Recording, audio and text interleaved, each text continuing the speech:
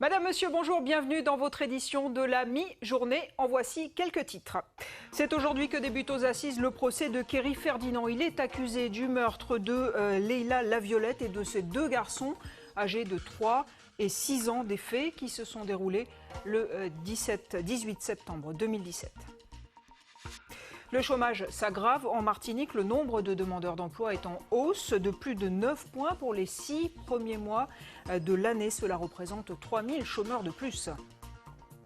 Et justement, comment faire face aux défis économiques pour les territoires insulaires? C'est l'objet d'une conférence Internet géante, le sommet virtuel des îles durables. Des Martiniquais y participent. Laurent Cypria est l'un d'entre eux. Il est notre invité. Et puis nous écouterons quelques notes du nouvel album du Réunionnais Olivier Kerr-Ouriot en collaboration avec le Martiniquais Grégory Privat. Leur quintette a enfin pu se produire la semaine dernière à Paris. Un homme de 33 ans est donc aujourd'hui devant les assises pour un triple meurtre particulièrement horrible. Kerry Ferdinand est accusé d'avoir tué Leïla Laviolette et ses deux enfants en bas âge. Les faits se sont déroulés en 2017 dans une villa de Ravin-Vilaine. Rappel de ces faits par Nathalie Josse et Guillaume Fraissinet. Il y a 3 ans que s'est joué le drame, le 18 septembre 2017, alors que la Martinique est en alerte cyclonique. C'est le lendemain que sera découverte une véritable scène d'horreur. Au rez-de-chaussée de cette maison à Ravin-Vilaine, Leïla Laviolette, une enseignante de 34 ans et ses deux garçons de 3 et 6 ans sont retrouvés égorgés, gisant dans une mare de sang. Une sordide affaire qui prend en plus une tournure particulière car c'est un marabout qui est venu dénoncer les faits au commissariat de Fort-de-France. En effet, ce dernier a été contacté par le meurtrier présumé, Kerry Ferdinand. L'ex-compagnon de la jeune femme lui aurait demandé d'utiliser de la magie pour dissimuler son meurtre. Très vite, les policiers sont donc remontés sur la piste de Kerry Ferdinand et ont procédé à son interpellation. Après avoir nié les faits dans un premier temps, l'homme finit par décrire le déroulement et le mobile du meurtre. La jeune femme lui aurait appris sa nouvelle liaison, ce qui avait provoqué une importante dispute. Et c'est là qu'il l'aurait égorgée avec un couteau. Il aurait ensuite fait subir le même sort aux deux jeunes garçons présents au moment des faits. Le procès de Kerry Ferdinand a donc débuté aujourd'hui, un procès chargé en émotions, comme on a pu le voir à l'énoncé des faits par la présidente. Certains dans l'assistance ont secoué la tête tant les faits sont difficiles à entendre. L'accusé lui-même a essuyé une larme. Les jurés de la cour d'assises ont donc jusqu'à lundi pour juger cet homme de 33 ans. Et dans un communiqué aujourd'hui, l'association Culture et Égalité réclame pour cette affaire un châtiment exemplaire. Le meurtre d'une femme n'est pas une affaire privée, écrit l'association. C'est un fait social auquel la société se doit de trouver les moyens de faire face. Fin de citation. Les chiffres du chômage ne sont pas bons. On compte 3000 demandeurs d'emploi en plus entre le premier trimestre et le deuxième trimestre de 2020. Mais pire, les effets du confinement ne sont même pas encore visibles dans ces dernières statistiques. Franck Zozor, Jean-Marc Kenenga. 9 points de plus entre le premier et le deuxième trimestre de cette année. Ce sont les derniers chiffres du chômage. Cela donne 3540 chômeurs de plus en 3 mois, avril, mai, juin. Une augmentation qui s'explique avec l'arrêt de nombreux CDD, des licenciements économiques et la fin des missions d'intérim. On n'est pas au rendez-vous pour les embauches, mais on est plutôt dans une dynamique de maintien de l'emploi et on n'a pas encore totalement l'impact de la crise puisque nous avons un dispositif d'activité partielle qui maintient encore les entreprises, les personnes en emploi. C'est donc au 3e et 4e trimestre de cette année que les effets du Covid se feront vraiment ressentir sur notre économie. Le secteur le plus touché, celui du tourisme. Et dans les sociétés d'intérim, le nombre de demandeurs de missions ne cesse d'augmenter alors que les offres diminuent. Dans cette agence foyalaise, c'est le même constat qu'à Pôle emploi. Notre économie est malade, mais pas encore à cause du Covid. Je ne place pas cette augmentation de demandeurs d'emploi, je ne la mets pas en liaison avec le Covid, parce qu'on ne peut pas parler aujourd'hui de répercussions directes après Covid au niveau des entreprises. On les aura beaucoup plus tard, en septembre, octobre, novembre, décembre. On verra, c'est là qu'on verra les entreprises qui n'ont pas supporté ou qui ne supportent pas la crise, qui fermeront. Néanmoins, c'est vrai qu'on a beaucoup plus de demandes de candidatures de demandeurs d'emploi. Alors bon, après, on essaye de faire ce qu'on peut, effectivement, avec les offres que nous avons en ce moment. 50 670, c'est le nombre de chômeurs inscrits à Pôle emploi en fin juillet 2020. Cela représente un peu plus de 10% de notre population, mais avec la diminution de la commande publique, le manque de ressources financières de nos entreprises et l'arrivée de l'effet Covid sur notre économie, les perspectives d'emploi s'amenuisent de jour en jour en Martinique. Et hier, justement, au cours de notre édition spéciale consacrée à l'économie et à l'impact du Covid, le syndicaliste Éric Bellemare a estimé que le chômage allait probablement s'aggraver, car des plans sociaux étaient en préparation. On écoute le secrétaire général de Force ouvrière sur le plateau de Jean-Marc Party. Les 470 milliards qui ont été injectés dans un premier temps pour le chômage partiel, entre autres, et les différentes aides, étaient destinés à maintenir et à préserver les emplois. Pas mettre en place une espèce de système de variation, de variable d'ajustement. Et alors qu'on voit qu'on va injecter, on va aider, on a accompagné, que certaines entreprises quand même ont profité de cette période pour préparer des licenciements, préparer des plans sociaux, hein, et vont continuer. Là, c'est une injustice que les salariés ont vécu ça comme une réelle injustice. Et nous, je termine sur ça, oui, et nous le vivons ainsi. Et on ne peut pas encore parler du Covid au passé puisque la circulation s'intensifie en Martinique. Selon les chiffres dévoilés hier par l'Agence régionale de santé, 190 nouvelles personnes ont été testées positives la semaine dernière. Le taux de positivité, c'est-à-dire le nombre de cas trouvés sur le nombre de tests réalisés, est en forte augmentation, 6,67%. Il y a actuellement 14 personnes hospitalisées et le Covid a fait 18 morts depuis le début de l'épidémie. Devant cette remontée du nombre de cas, des solutions alternatives s'imposent pour continuer à travailler. Surtout le télétravail. Ce n'est évidemment pas possible pour tous les emplois et il y a des règles. Le ministère du Travail a publié un guide le 31 août dernier. Alors quelles sont ces règles, Alex Robin? Depuis le 1er septembre, l'application du nouveau décret modifie les dispositions arrêtées en urgence au début de l'épidémie. Ce nouveau document réduit la liste des personnes qui peuvent bénéficier de l'activité partielle dans l'entreprise. Désormais, sont retenus comme personnes vulnérables ou fragiles les sujets atteints d'un cancer évolutif, d'une immunodépression congénitale, être âgé de 65 ans ou plus et avoir un diabète associé à d'autres complications, comme par exemple l'obésité, être dialysé ou présentant une insuffisance rénale. Les autres personnes retenues dans le précédent décret publié en mai dernier, comme par exemple les seniors bien portants ou ayant des antécédents cardiovasculaires, voire les femmes enceintes au 3e trimestre, ne peuvent plus profiter de ce dispositif. Une évolution applicable sur l'ensemble du territoire, sauf à Mayotte et en Guyane, fortement affectées par la circulation du virus. Autre préoccupation du moment, la durée de la période d'isolement. Elle devrait passer de 14 à 7 jours. C'est la proposition du Conseil scientifique qui a remis ses conclusions au gouvernement. Celui-ci devrait trancher vendredi lors d'un prochain Conseil de défense. Social toujours, la grève continue à Blue Automobile, c'est le concessionnaire de Peugeot, suite au licenciement d'un commercial par la direction.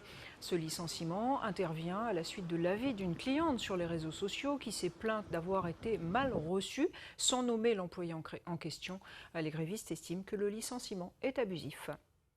En Guyane, un chantier d'insertion plutôt agréable pour retrouver le chemin de l'emploi. 18 jeunes sont devenus, provisoirement, salariés d'un centre équestre de Montcinéry-Tonnegrande.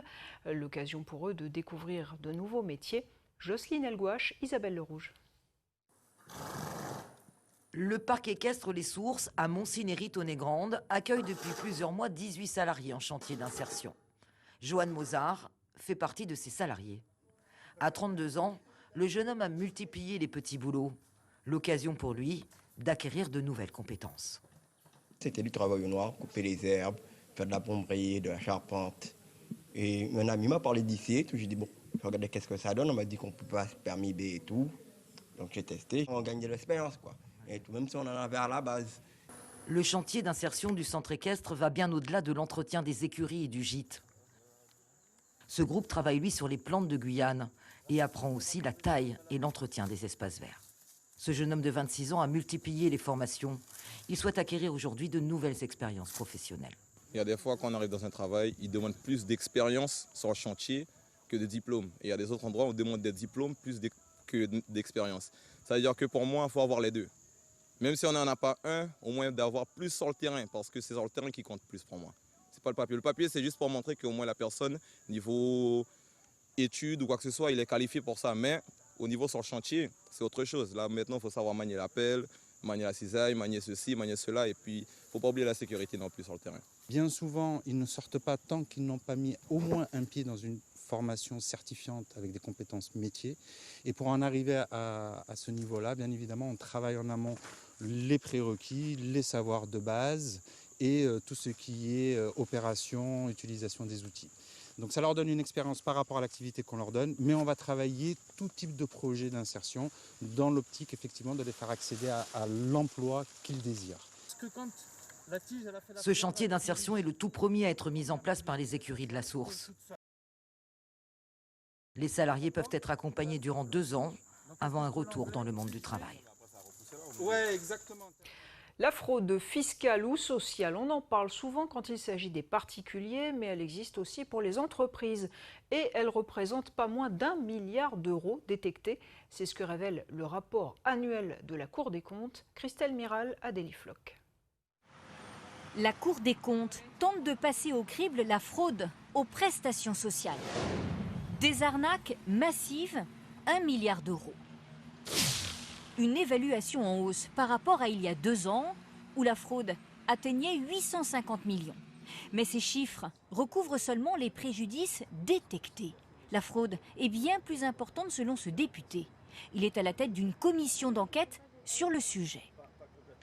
Il y a une fraude que l'on ne détecte pas, mais qui est bien réelle et dont les estimations vont, selon les organisations, selon les études, de 14 milliards, et c'est la Cour des comptes elle-même qui a retenu ce chiffre, à près de 45 ou 50 milliards.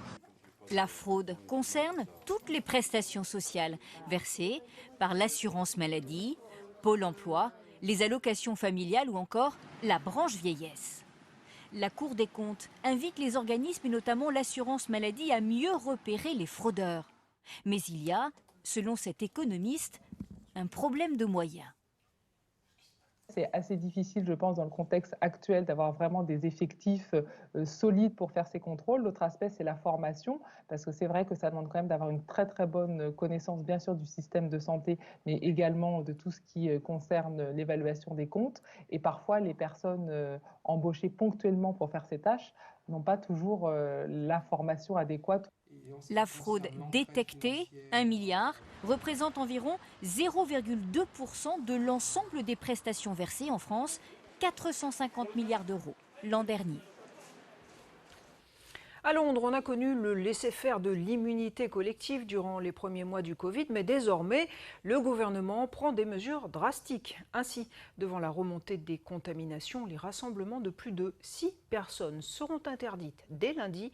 Clément Le Goff, Chloé Duval. Voici les images que les autorités ne veulent plus voir en Angleterre. Des rues bondées sans aucune distanciation physique, sous le regard de policiers impuissants. Dès lundi, les rassemblements de plus de 6 personnes seront interdits en intérieur comme en extérieur. Mesure drastique que vient de prendre Boris Johnson. Nous devons agir maintenant pour empêcher le virus de se répandre. Nous simplifions et renforçons les règles sur les contacts sociaux pour les rendre plus faciles à comprendre et à appliquer pour la police. Une nouvelle mesure qui n'est valable qu'en Angleterre, où la précédente limite était fixée à 30 personnes. Dans les rues de Londres ce matin, les Anglais se disent partagés. C'est important de suivre ces règles, même si elles changent tout le temps. Mais je pense que ça va être difficile, notamment pour les étudiants qui retournent à l'université. J'ai eu le Covid en février et c'était vraiment dur, donc je pense qu'il faut respecter ces règles. On en a besoin pour réduire l'épidémie, mais les effets de cette mesure seront sans doute limités. Ces nouvelles règles ne concerneront pas les familles de plus de 6 personnes, les écoles ou les lieux de travail. Exception possible aussi pour les mariages, les obsèques et les manifestations sportives. Dès aujourd'hui, une campagne de sensibilisation est également diffusée à la télévision. Le port du masque reste obligatoire dans les transports et les supermarchés partout au Royaume-Uni, mais pas dans la rue pour le moment. C'est un truc de fou.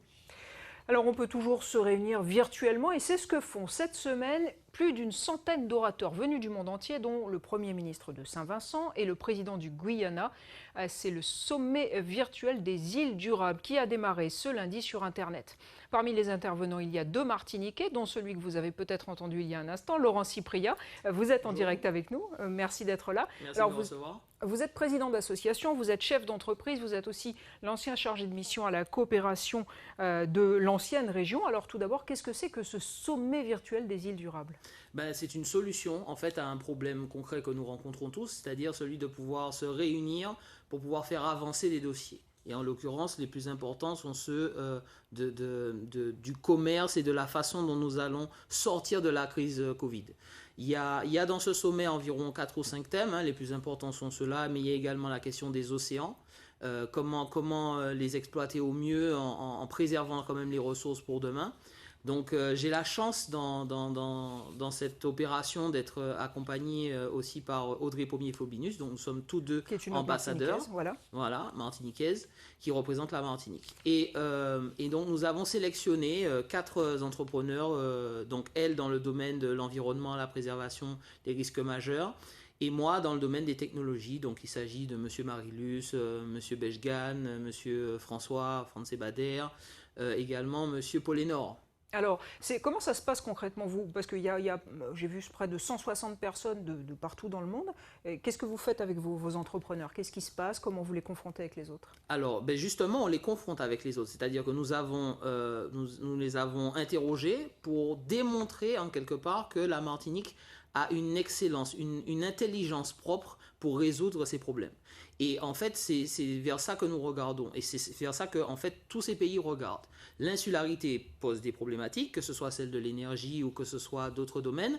Et la question, c'est comment nous y répondons. Et il y a une intelligence martiniquaise, c'est ce à quoi nous croyons, et que nous mettons en avant pour que d'autres pays s'inspirent de nous, comme nous inspirons d'eux. Oui, alors j'ai vu la phrase, justement, l'une des phrases de ce sommet, qui vise à créer des ponts numériques rassemblant les îles du monde entier pour trouver des solutions créatives, en s'appuyant sur l'expertise de chaque communauté, aussi isolée soit-elle. Alors ça paraît merveilleux comme ça, mais j'ai quand même envie de vous poser la question, est-ce qu'à la suite de ce brainstorming géant, il y a des solutions concrètes qui sont appliquées, ou est-ce que ça reste du domaine de l'échange amical ? Non, pas à la suite, au moment même où ça se déroule. Donc comment ça se passe ? Au lieu d'avoir une conférence classique, donc un format où des chefs d'État ou de gouvernement ou des chefs d'entreprise, des personnalités remarquables vont faire des interventions devant un parterre qui s'est réuni au même endroit, hormis la question du décalage horaire, il n'y a aucune différence entre un sommet virtuel et un sommet réel. Il y a également des sessions de networking où en fait il y a des salons virtuels où nous discutons. Hier soir par exemple à 2h du matin, il y en avait un où j'ai rencontré des Indiens, des Trinidadiens, des gens de l'île de Guam. Souvent les sommets, ça reste des échanges d'idées, c'est assez... Non, au contraire, parce que en fait, la majorité d'entre eux sont des entrepreneurs ou des dirigeants d'ONG. Donc, par exemple, un exemple très concret, il y a un entrepreneur qui disait avoir développé des pales de rotor spéciales, donc il y a une forme particulière qu'il a testée à Aruba. Et donc l'important c'est de voir qu'est-ce qu'on peut nous en tirer en Martinique. Nous en Martinique on a de l'excellence dans tout ce qui est les équipements et l'ameublement antisismique, dont eux sont extrêmement friands. Et nous avons reçu Audrey et moi un excellent accueil de la façon dans la sélection des entrepreneurs que nous avons pris pour véritablement mettre en valeur leur excellence. L'efficience énergétique, la protection contre les risques majeurs, la lutte contre l'érosion, ce sont des questions qu'aucune île ne peut se permettre de négliger. Et de résoudre seule. Alors, on sait aussi que, évidemment, les îles ont des problèmes spécifiques. Vous l'avez dit que les continents n'ont pas. Et donc, on ne peut pas attendre les solutions des continents. C'est pas ça. C'est-à-dire que pour moi, je pense que l'intelligence locale, c'est ça qui va nous permettre de résoudre les problématiques qui ont attrait à nos propres contingences, à nos propres difficultés. Par exemple, dans l'environnement, dans l'efficacité énergétique, il y a véritablement une nécessité de benchmarker, de comparer tout ce qui est disponible dans le monde pour sélectionner ce qui est le meilleur pour nous.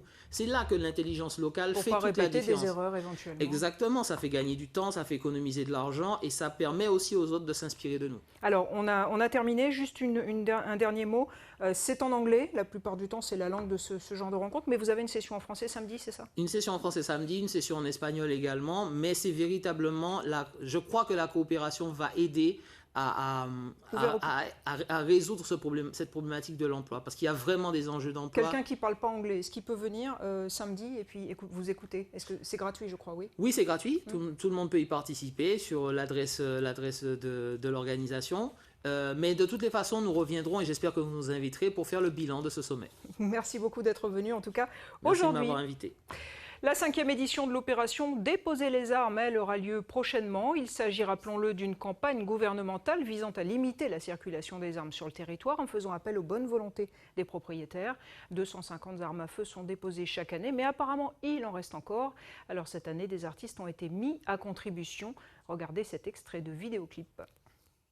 Nouveau fait divers en Martinique, on vient de l'apprendre. Un homme d'une vingtaine d'années a été mortellement touché par un tir à bout portant il y a quelques instants. Les faits se sont déroulés à Fort-de-France. Une altercation est à l'origine de ce nouvel homicide. Plus de précisions dans nos prochaines éditions.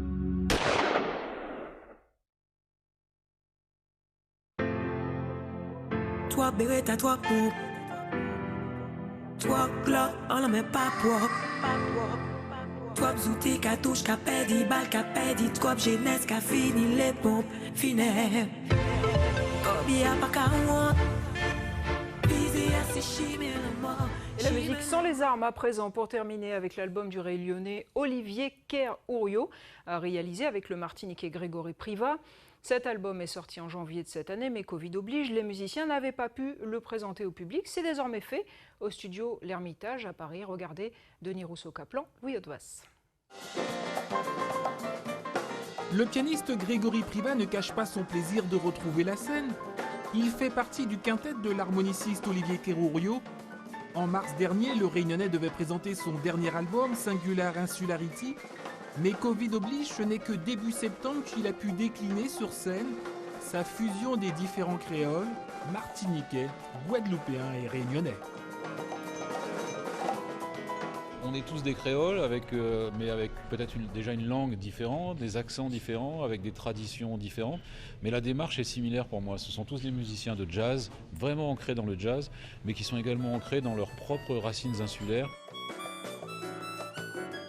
On est des musiciens improvisateurs et c'est ça que je trouve génial, c'est de ne pas savoir.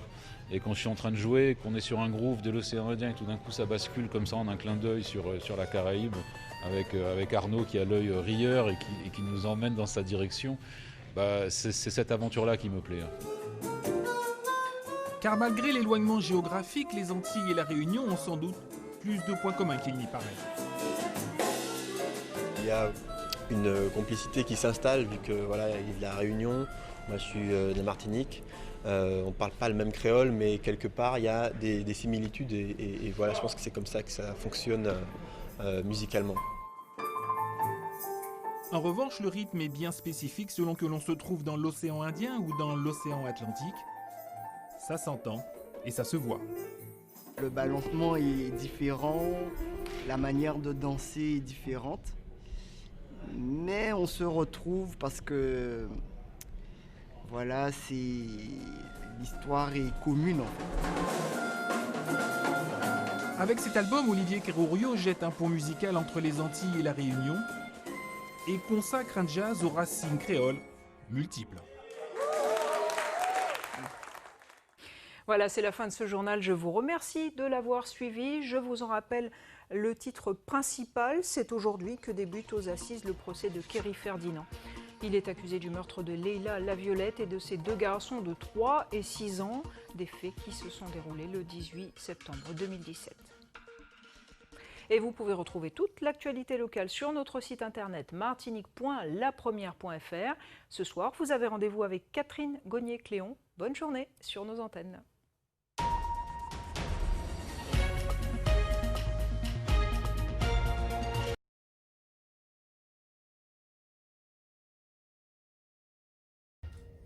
Merci madame. Merci monsieur. Je me suis pas trompée, j'ai pas dit bonne soirée aujourd'hui. Ça c'est comme on était la lumière, tu peux dire bonne soirée, hein, tu vois, c'est...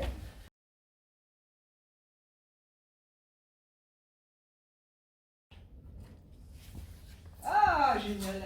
Tu es super voyant parce que trop de fois j'ai participé à des trucs et j'avais pas les images. Ah oui, oui. Donc, ouais, je t'entends super.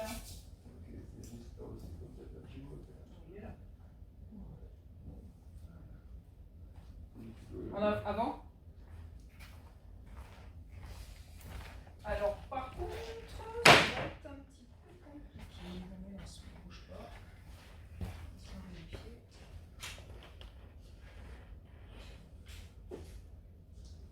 Ouais. Ouais. Ok, non, je pense que je sais comment je vais faire.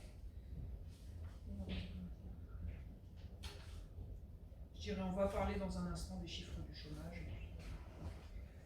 D'accord, ça marche. Ouais. D'accord.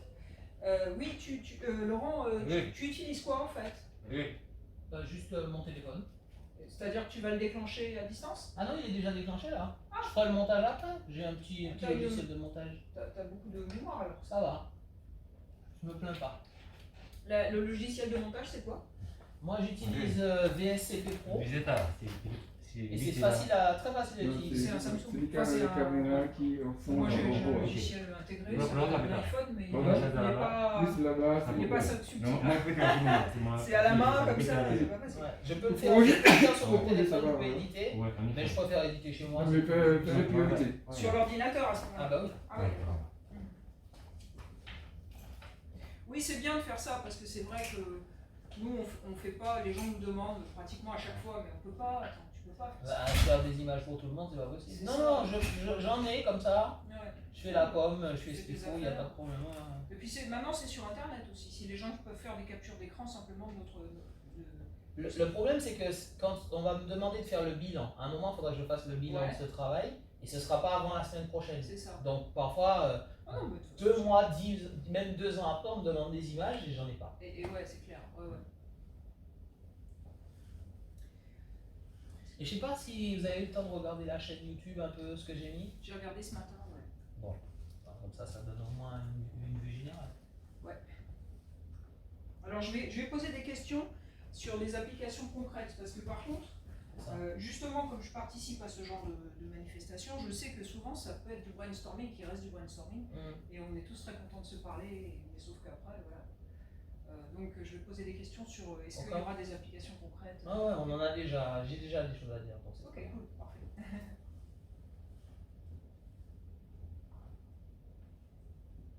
Donc alors...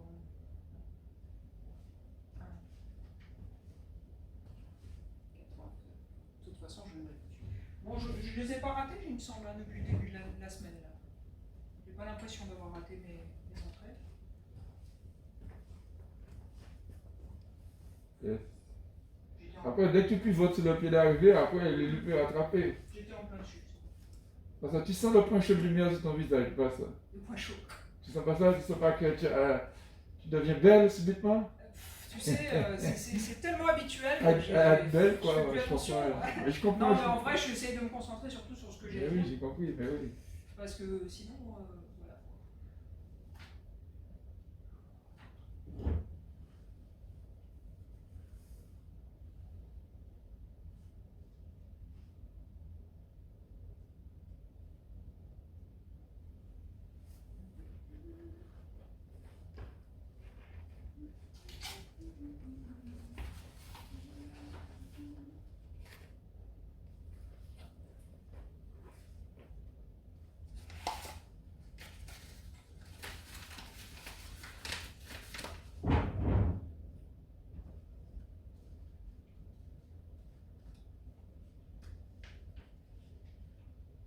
Ok, merci, toi aussi.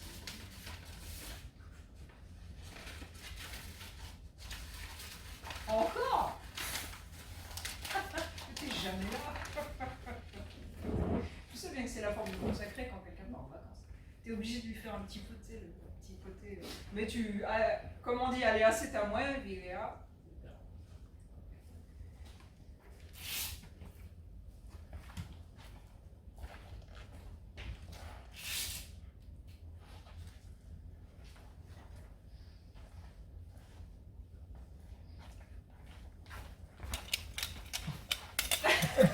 va couper au montage. Ah, j'ai pas pensé à faire ça. Parce que moi j'ai mon petit bêtisier, je le mets toujours. Hein. Mali, qu'est-ce qu'on veut? Mali, mon bleu. C'est nous même. Attention, c'est Je pas. l'ai fait en direct un jour parce qu'on m'avait oublié à l'antenne.